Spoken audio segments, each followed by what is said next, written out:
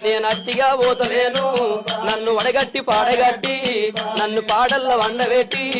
నన్ను నలుగురు ఎత్తుకొని నన్ను 10 మంది మొత్తుకుంటా నన్ను కోటింటి గొత్తతోటి నన్ను శాలింటి బట్టతోటి ఇయ్య మాదిగింటి దప్పుతోటి